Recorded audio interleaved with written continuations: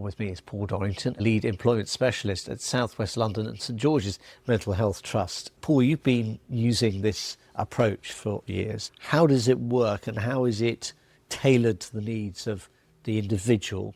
Because, of course, mental health outcomes can be very different for different people, can't they? How it works is it takes an individual where they are, focuses on their skills and attributes, helps them identify meaningful goals in terms of vocation, and that's very different things for different people. Part of my collaboration with my clinical colleagues, psychiatrists, psychologists and so on, we develop a recovery plan and then we work with the employers to develop strategies and vocational rehabilitation plans so that someone is no longer sick and can't work and can work, they can manage their health and their work together. How much does this hinge on the willingness of employers to adapt their expectations? Obviously, you've got willing clients because this is voluntary.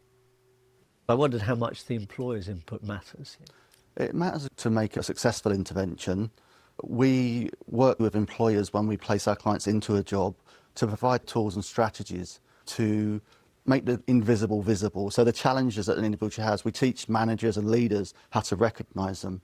And together with the client, we create collaborative plans. So their buy-in is very important for a successful intervention.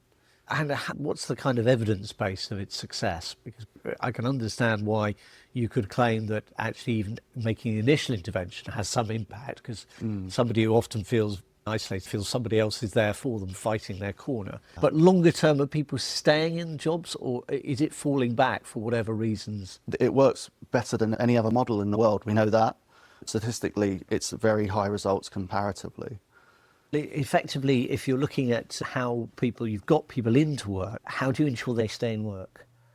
The strength of IPS practitioners is we carry on supporting someone.